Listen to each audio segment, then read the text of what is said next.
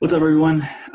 This is the first video for my interview series, which I'll be interviewing successful bloggers and authors. My guest today is RJ Hodges. He is a business coach, motivational speaker, and obviously an author. I first heard about RJ on the Entrepreneur on Fire podcast, my favorite podcast. Listen to it almost every day. He shared his information, who he was, his books, and stuff like that. After hearing the interview on EO Fire, I reached out to him and bought his book, and he sent me a signed copy of it, which I thought was pretty cool. And then after reading the book, it was great, after reading it, I decided to reach out to him and ask him if he wouldn't mind if I interviewed him. And he obviously said yes. And so here we go. Hey, how's it going, man? Hey, RJ, what's going on? Nothing much. I'm trying to make sure you can hear me. Yeah, I can hear you fine. Hear me, but is it better like this? I had a mic plugged in. Oh, it sounds the same, honestly. Okay, cool. Sounds good. I hate that mic some days. Yeah, I know, I understand completely. How you doing? Pretty good. How about yourself? I'm real good, excited actually. Good. I'm glad you are on the call with me. I appreciate it very much. Oh yeah, most definitely, man. I appreciate you getting the book and supporting me, all of that good stuff. I'm always appreciative. Oh yeah, absolutely. I'm always looking for new entrepreneurs and authors, honestly. I'm always looking for new books. So yeah, I always say the more information you're taking in on a regular basis, that's what you really want. You know what I mean? That's feeding you, is making you better, and this whole entrepreneurship path, that's what it's all about, is getting better every single day. I couldn't agree more. Definitely. So do you mind maybe just telling myself and then the listeners a little bit about yourself before I get into some of the questions I have for you? Sure, no problem. You want me to just start off? Yeah, just anything, whatever you want people to know about you. Okay, no problem. My name is RJ Hodges, of course. I'm originally from Atlanta, Georgia. I always say that I grew up pretty normal for the most part. And, there was nothing super duper extravagant. We had our struggles. My father passed away when I was 8 years old. My mother raised me the best way she knew how. We went through everything that I guess a single mother could go through raising a son. When I was 20 years old, my mom passed away. And, for me, it was just, challenge after challenge after challenge. But I was one of those people, and I say it today, that, I was just an average guy, but I had above average ambition. I never really, growing up, excelled in anything. I tried sports. That really wasn't my thing. I can dribble, but I can't shoot. You know what I mean? So, I can run a little bit, but I can't cut fast enough without getting hit. So, I knew sports, it wasn't my thing. I tried baseball, but I'm a lefty, and that didn't work out. So it was just me kind of knowing that I am going to be bigger than these circumstances that, for whatever reason, I feel like I've been put in. And I just kept going, and I started to look at what I call today the common denominators. Those things that other people were saying, RJ, you're pretty good at that. Or, you really talk to people well. You have this charisma about you to where you can relate to people. And to me, I thought that was just natural. That's just who I am as a person. That's nothing that you can actually consider a gift or a talent or skill, because I had never at that time seen anybody use that as a talent or a skill. But anyway, long story short, at the age of 18, I'm out of high school. I met some gentlemen that were doing some incredible things. They were my first set of business mentors, and they were involved in the direct sales or the network marketing industry. I had never heard of it, knew nothing about it. I'm 18 years old. I'm totally green. And they ended up getting me started in this particular company, and everything changed. My mindset changed. I started to look at things different. I had never been around wealthy people outside of some, family members that were kind of in the music industry growing up. But other than that, I had never really been around wealthy people. So the way they thought was different. Their philosophies about life was different. The way they always say, the way they played this game of life was so different from, the way I had been taught to play it. And long story short, one day, one of my mentors called me and he said, hey, you going to the presentation today? And I said, yeah. And he said, okay, great. I'm on my way somewhere else. And I said, okay, but you're doing the presentation. So how does this work? How are you on your way somewhere? He said, no, you're doing the presentation. And I'm like, oh my God.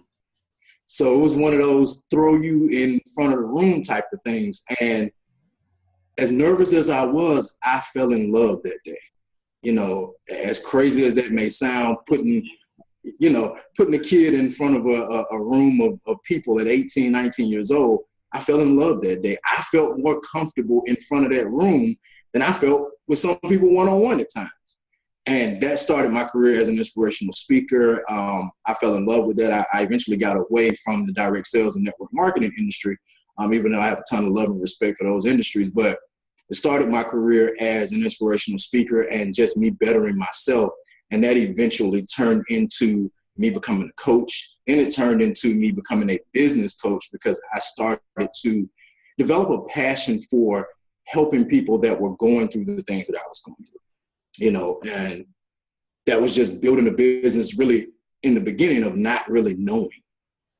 Right. You know, I didn't know what I didn't know. I didn't know what to do. And I always tell people when I work with clients today, you can stop me at any time because I can go on and on. But I always tell people when I work with clients today that the problem or issue in the world that, you know, bothers you or touches you the most is the one that you were probably designed to help solve. I read that quote by a gentleman by the name of Mike Murdoch years ago, and it marked me forever. And one of the things in the business arena that bothered me the most was that it was a lot of, you know, people out here saying that they were business coaches, but they were really just trying to sell you some get rich quick money system. Yeah, I know all about that. Yeah, you know, it was a guy in front of a Lamborghini, and then he gets on his jet, and then he tells you how he slept on the couch for 10 years, and you know, he has $10 million. And I'm not saying that all of that stuff is fake, but the majority of it is. You know, the majority of it is just not 100% legitimate. There are some legitimate guys out there with some great systems, don't get me wrong, but that bothered me because that wasn't true business coaching. I didn't want to sell you on a system that I had to make you rich. I wanted to help you take the idea, the passion, the thing that was in your heart and show you how to profit from it, show you how to add value to people's lives. So that's kind of my story. That's where I am today. I came from being that ambitious kid, not really being good at anything, to finding my niche, finding the thing that I truly feel today that I was put on this earth to do. And thankfully and fortunately, I get an opportunity to do it every single day. That's awesome. Yeah. You know, it's kind of funny, actually. I have a very similar background in a sense that I was first introduced to the whole entrepreneurial world and business and whatnot. Okay. Through a network marketing company as well. Okay. And even though I was with them for a few years, and even though I'm no longer with them, I have the same response and feeling as you do. I mean, I love everybody. I love the whole atmosphere, but it wasn't for me. Right. So I definitely understand where you're coming from there. Yeah. But it's about paths, you know, we take different paths. And to me, I would never trade my time in network marketing because that was the time that molded me into the entrepreneurial mindset. You know what I mean? I loved it. I just no longer wanted to sell people services and products from that standpoint, but absolutely, positively loved it. And I think it was a stepping stone. Exactly. I feel the exact same way. That's why I am where I am today. That's what got me started with my blogging and whatnot. Mm-hmm.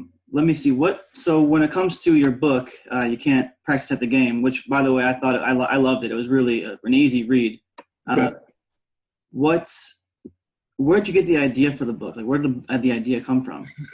This is a hilarious story. So, I've always said I was going to write a book. You know, of course, being a speaker and then starting to be a coach, the mentors that I started to have would say, RJ, you need to write a book. You need to write a book. It's kind of the thing that goes in this world.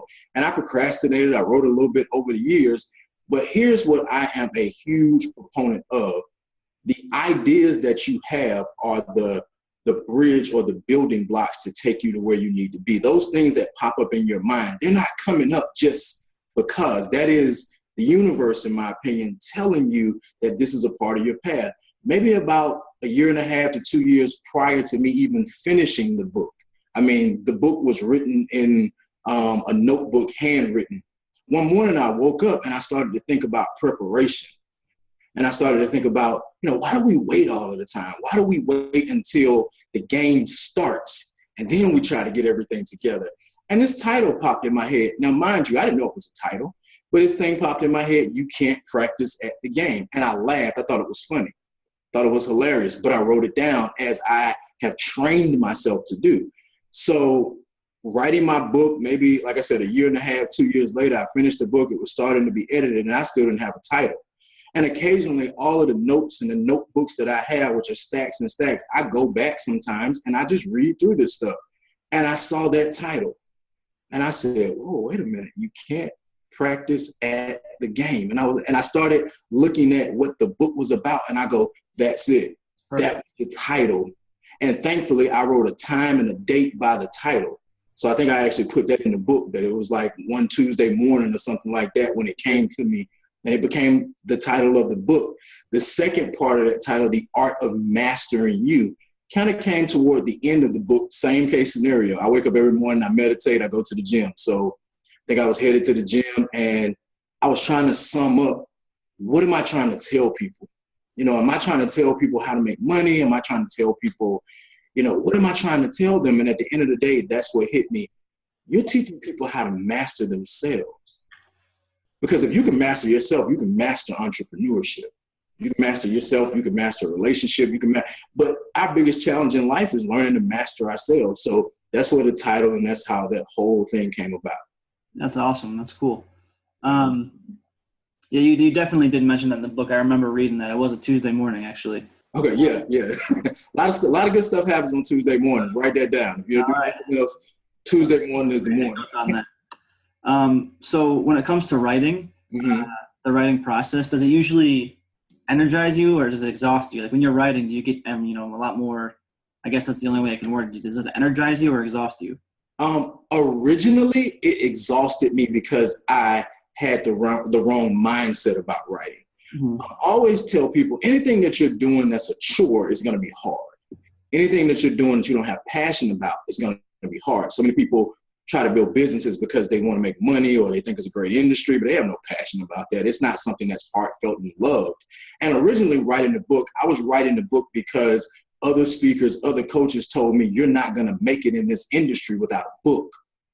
So that made writing very exhausting because I was making myself do it. And it wasn't until I said, you know what, forget that. Forget even writing a book. And this is my first rule when I do author coaching today. Don't write a book. Just write. We'll turn it into a book.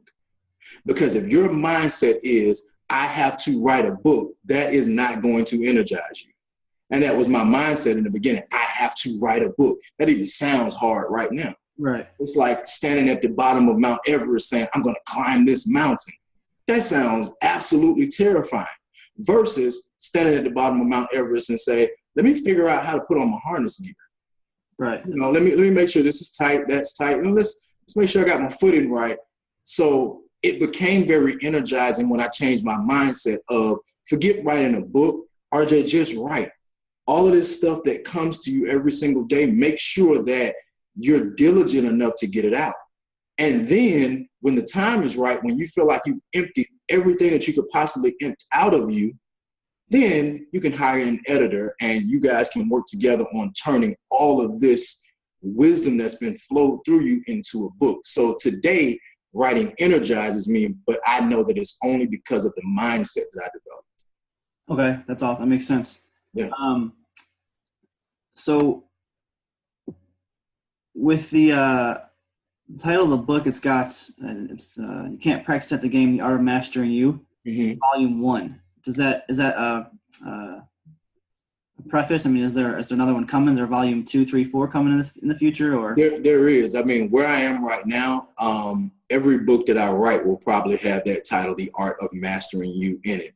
The Volume 1 came because, to my core, I don't believe that there is anything else that we're doing in this life but mastering ourselves. That's really what I teach, even in business, and people go, as a business coach, that's what you're talking about? Yes, because you're not separate. You're not a different person professionally than you are personally. So whoever you are personally is spilling over into the professional and vice versa. So to answer your question, yes, there are more volumes coming. My next release actually is, it won't be the actual Volume 2, but it's another Art of Mastering You, but it's strictly designed for youth and young adults to teach them about how to profit from their passions and seek their passions and teach them about entrepreneurship. I'm very passionate about starting young. It's amazing. I was at a middle school on yesterday doing a career day with some kids, talking to them about entrepreneurship. And it's just amazing. These kids are so bright and so smart, but a lot of times they've inherited our adult fears. Yep. You know what I mean? They've inherited the not so good side of us as adults. And a lot of them, they're pursuing things because they heard it was a good. I asked a kid yesterday, I said, what do you want to do? And she said, I want to be a doctor. And I said, what type of doctor? She said, I don't know. And she looked at me as like, there's more than one type, you know? Right. And don't get me wrong, she's a kid, so I give her credit for that. But the more I talk to her, I know that response only came from a place of that's the only thing I've heard about: doctor, lawyer, engineer, you know, veterinarian. You know what I mean?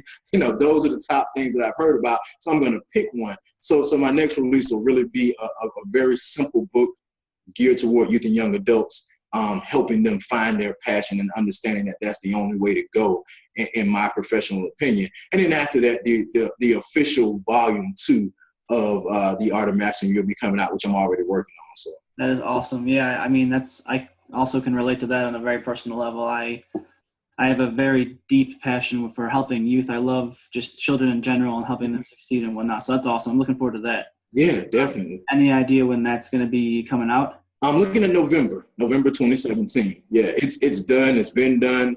I'm a bit of a perfectionist, and I'm also a bit of a timing individual. I always say, you know, when it's time. Right. And when it was originally done, I don't think it was time yet, you know, but the more and more, if you're an entrepreneur, everybody knows your business as an entrepreneur, it takes on a life of its own.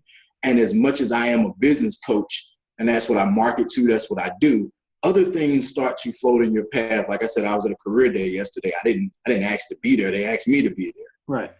I'll be going back to a middle school that I went to school at very soon to do a speaking engagement. They called me to be there. So because those things are really coming in the path now without me really, you know, going out and trying to make them come, I know that, okay, it's that time. It's that time for me to really put that out. That's awesome. Okay. So let me see. What can you give me an example of like an early experience you had where you learned, whether it was positive or negative, where you learned language had power? So that when you said what language had power? Yeah, like when you learned how powerful language was, you know, when it comes to writing or even just speaking. Since you're an author and a speaker, I'd like to know when you learned, oh my God, this is powerful. There's several. I'm trying to think of one. I will say this. It was probably in network marketing. I never forget. And I haven't told this story many times, but I plan on telling it to him one day. And I maybe probably 20 years old, if I could guess, but I was in network marketing. I was in a convention in Columbus, Ohio. My upline was getting promoted to the top position. And they put this Jumbotron up, you know, this huge screen up. And this gentleman comes on. He's huge. He's like 6'12" or something. And I've never seen this guy before in my life. And he says, when your should becomes an absolute must, human beings do extraordinary things. And I paused. And I think I shed a tear, but don't tell anybody. Okay. Edit that out. No, I'm just playing.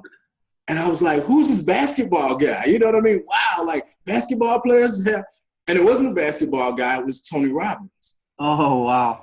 You know, and I don't think I've ever really seen Tony Robbins. I think I had heard his name at that point, but I hadn't seen him before. And that was one defining moment in my life to where, because at 19 to 20 at that particular convention, you know, network marketing was going pretty good, but I was young. I didn't have parents. I didn't really have a huge support system. We were bootstrapping to get to conventions. And, you know, you're at a convention, you don't have a lot of money. You're trying to, but you're seeing this success. So it's this weird parallel, you know, it's this is where I am, but I'm around these people that are here.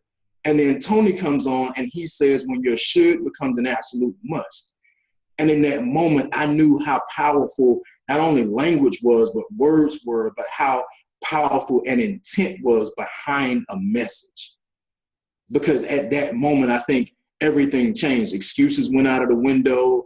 I can't do it, or I don't know, or the doubt, all of that stuff left me in that moment because I knew that it was no longer I should be successful or I should do this. It was an absolute must that RJ Hodges, you were put on this earth to do a particular thing. And you're not leaving this earth until you accomplish that particular thing. Now make it happen. And it's just kind of like, the sea parted and the owls moved and the wind blew and all that stuff at the right moment. But that's one of those defining moments that I do plan one day to be able to tell that story to Tony Robbins personally. That would be awesome. Yeah, definitely. That was a great answer, actually. It's kind of funny. I mean, I relate to that also. Just the whole network marketing, our background sounds very similar in that sense, the network marketing sense. Yeah. So as a writer, what would you choose as your mascot or your avatar spirit animal? What would you pick that as? Wow. Now that's interesting. I do have one, but I don't know if I've ever thought about it in the sense of writing, but it's the grizzly bear. And I know people are like, what does that mean? And I've, it's probably been over the last couple of years, just really loving that particular animal. And this is interesting because I've never said this anywhere, like not an interview. I probably only told this to maybe one person personally, but I've said it a lot about the grizzly bear. And the thing about the bear that is so much like who I am is that bears are very kind of laid back and docile and friendly to an extent. And they don't really want any trouble. They're just trying to handle their lives. However, you know what I mean? However, if you touch the right nerve, if you, push the right button, if you get in that bear's way in the midst of them accomplishing whatever it is that they're trying to accomplish, you see the beast come out. And I can so relate to that because that's really who I am as a person. I'm a very laid back individual. I don't, I'm very calm. I'm very peaceful. But what I do, that's when the beast comes out. That's that, if you're my client, hey, you're about to hear from me. I got some clients right now that I need to send messages to. What you doing? It's Friday. What's going on? But that's when the beast comes out, and that's that bear nature of having the balance between the two, where you can be docile and you can be friendly and you can be peaceful and you can be calm, but you can be absolutely passionate, purposeful, and almost relentless about what your mission on this earth is. All right, RJ Hodges, the grizzly bear. Right. I like it. This is going to be interesting because I can see the calls in the comments from this already. Like, what? Never heard that before. So, is there anything that in the book that you edited out, any chapters or sections that you had originally in there that you decided to take out that you want to share? Actually, no. I kept everything in. There are probably some passages and things that got edited out, and I'm trying to think, was it anything major that we ended up taking out? Not really, because I'm a very transparent person in that regard.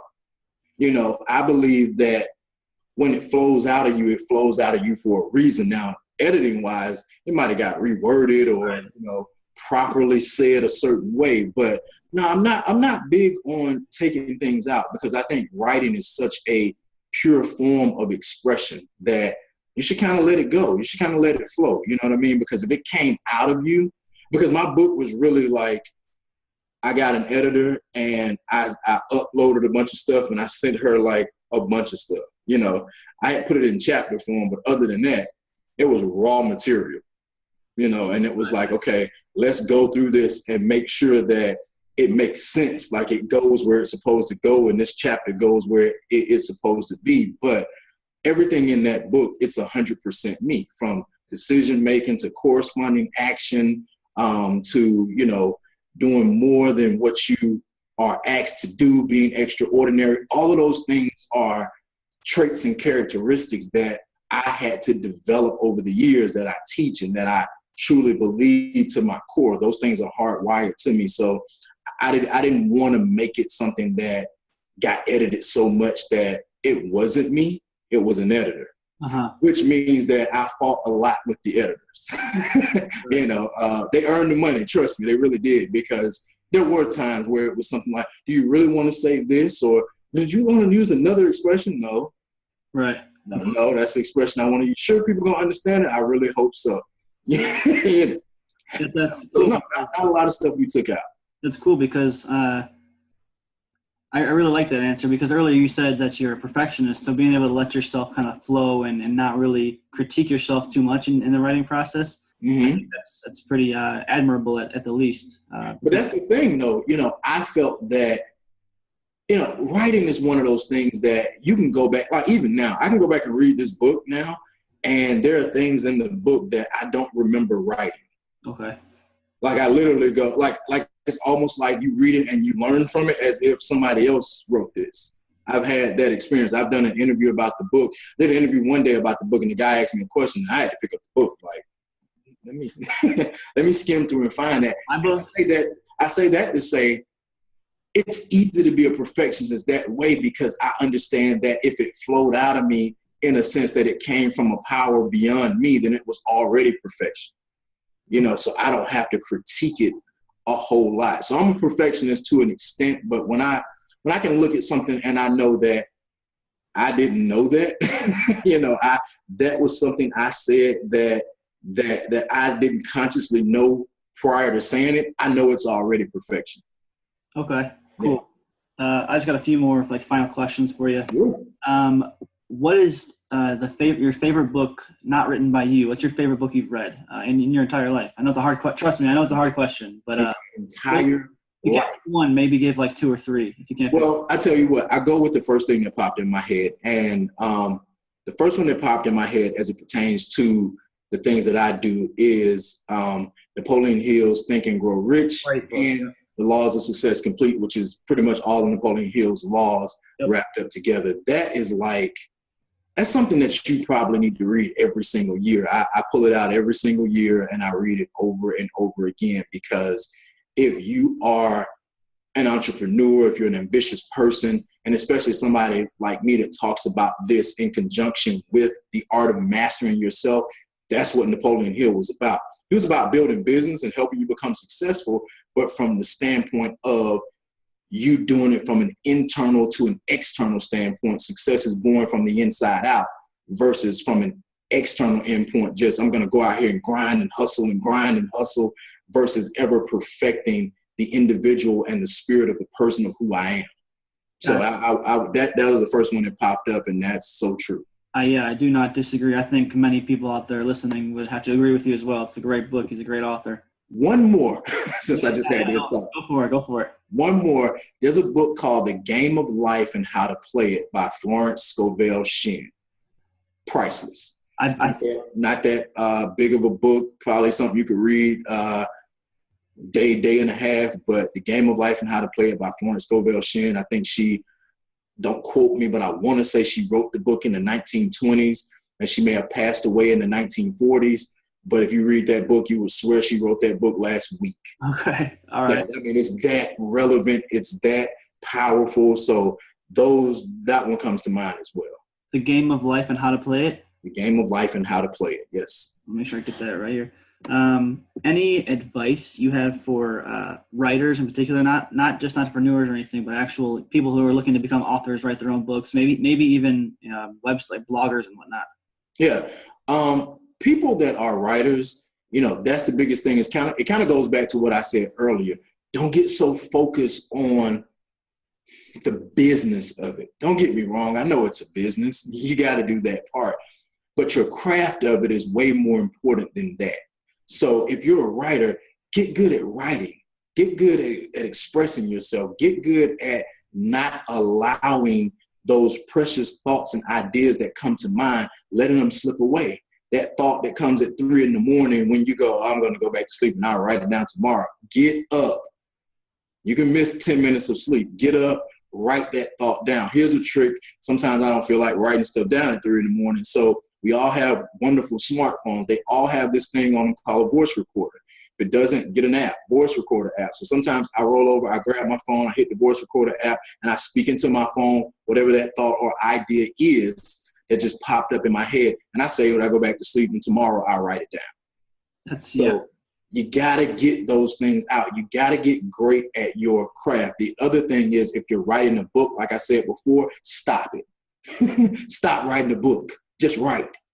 because psychologically what that's doing to your mind is, I have to write a book. Again, it's like climbing a mountain. It sounds horrible. It sounds hard. It sounds difficult. Writing a book makes you think of you're writing this final copy with it bound and pretty. That's not what you're doing. Right now, you're expressing a message. That's the only thing you need to be concerned about. Everything else about a book will come later. The editing, the cover, the binding, the distribution, all that is stuff that there are professionals out here that can help you with. But you don't need professionals to help you with that part if you haven't done a good job of just pouring your heart out and expressing. And the last but not least thing that I would say is it's a system. So it's difficult to continue to pour out if you're not pouring in. That is a principle. Take it to heart every single day, whatever it is that your craft is. Let's just say you're writing a book about, personal development. Are you taking in personal development information every single day? Because if not, then it's going to be difficult for those ideas and those things to come because you don't have anything to draw from. I had a client ask me the other day, a lot of my clients there, we got this text message group. So I send out, text messages a few times a week, checking on everybody, giving them inspiration stuff. One of my clients the other day in the session, she said, how do you come up with all of this stuff, 2 or 3 times a week? I go, it's how do I not give you guys what's all flowing up here? It's not how do I come up with it. I go, I live this every single day. I'm not giving you something that I woke up to make up for you. I'm giving you something that I was living and it flowed out of me anyway. But that comes from how much you're taking in. So whatever your craft is, study it, become it. It's everything about you. And the more and more you take in that information, it becomes easy to flow out. Yeah, I could not agree more. I could not agree more with that last part. And when it comes to writing, so you're basically just saying put pen to paper and get those ideas out there. Yeah, don't make it a task. I used to tell people you need to write every single day for an hour. That's a task. And what happens is you get burned out. No, just get good at taking the thoughts out and putting them on paper or putting them in your phone when they come. If you want to take time out every single day to sit down and write, that's fine. But if nothing flows in that moment, just stop. When I was writing my book, I would take out time every single day. I would schedule time to say, from 11 to 12, I was going to write. Some of those days I would sit down at 11 a.m. I would open my document or whatever I was writing on at the time. And I would write 2 sentences and it felt like that's all I had. I would stop. I might be pronouncing this wrong. Forgive me. The podcast, the Calliope writing coach. Mm-hmm. I'm pretty sure. Didn't you tell them the same thing? Sometimes, just sit down. Even if you can only get out 1 sentence, then stop. Don't write anymore. There were times that I didn't even get out 1 sentence. There were times that I just sat down and I reread what I wrote the last time, and I may have rearranged that a little bit or added a different word to that. And pay attention to your intuition. My intuition would kind of say that's it. Like, that's all we got right now. And instead of me staying there frustrating myself and trying to push and force something out, I said, I'm not going to swim upstream. That's it for today. And then there were times that I sat down and I flowed out 15 pages in a matter of 20 minutes. Right.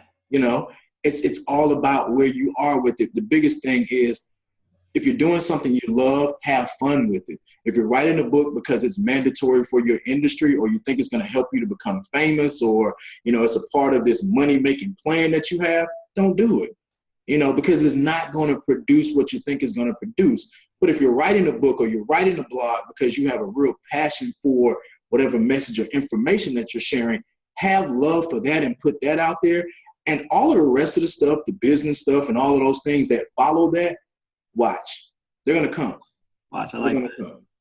All right, cool. And then, lastly, is there anything else you'd like to give? Any final pieces of advice or parting gifts, as JLD would say, or right? JLD and parting gifts. I love it. Yeah. Again, advice. If you are a writer or a blogger, of course, there's 2 sides. So there is a craft side that you have to perfect. But on the flip side, there is a business side. I am a business coach, and I always tell people for business coaching, I'm always willing to give away a consult. Here's what I'll say, though. Let's make it interesting. if you go to my site and you purchase the book, RJHodgesSpeaks.com, you purchase either one of my books. I also have a co-authored book with Les Brown and George Fraser that's a bestseller, which I'm extremely proud of. So if you purchase any one of those books from my site, I'll make sure you get an autographed copy. You have to get it from the site to get an autographed copy. If you get it from Amazon or any other distribution, I don't get an opportunity to touch it first, so I can't sign it. But if you get it from my site, I'll make sure you get an autographed copy. And if you're interested, we can set up a free 20-minute coaching consult to talk about not only your craft, but the business of it. Because I don't want to neglect the fact that there is a business side, but a lot of people, we're kind of either or, either we're really strong on the business side, but the craft sucks, or we're really strong on the craft side, but the business sucks. You need both. You need both. I want you to have the craft first, but I also want you to have the business so that people can actually recognize and enjoy and appreciate and gain the value from the craft. So I would love to give that away. Check out the book, grab a copy, you get an autographed copy, and we can also set up that 20-minute consult to tell you about what business coaching really is, what it entails, and how it can really help you. Okay, and that's for anybody listening to this, right? Anybody listening, not a problem at all. All right, cool. And I can also, anybody listening, I can personally vouch for the autographed copy, because not only did RJ send me one, but when I didn't receive it after a couple of weeks, I let him know, and he sent me a second one, and then they both delivered on the same day. Gotta love the post office. Yeah. Now I have 2 copies of The Art of Mastering You, and they're both signed. It's pretty cool. Maybe you can frame one and keep the other. I really appreciate that. Again, thank you very much. No problem. No problem at all. The post office, you love them. They're wonderful, but things happen, so you never know. And then my final thing is, if you just want to let anybody know, aside from your website, RJHodgesSpeaks.com, anywhere else you want people to connect with you at or find you at or anything like that? Sure. Find me on social media. Facebook, Instagram, YouTube, it's at RJ Hodges Speaks, all one word. Also, if you're an entrepreneur or an aspiring entrepreneur, I have a small kind of close-knit group on Facebook called Superior Entrepreneurs. So go ahead and check out that group as well. I post things in all of these places, but that's a way you can connect with me, keep up with what's going on, get the inspiration and whatever's going on in my head on a regular basis. But I put it all out there. So RJ Hodges Speaks on Facebook, YouTube, Instagram, even Twitter, and then Superior Entrepreneurs on Facebook. Sweet. Awesome. All right, RJ, I appreciate your time, man. I thank you for everything again. And good luck to you. I'm excited to see when your next book comes out. Thank you so much. I appreciate the interview, man. It was a pleasure. Thank you. Have a good day. You too. Bye-bye.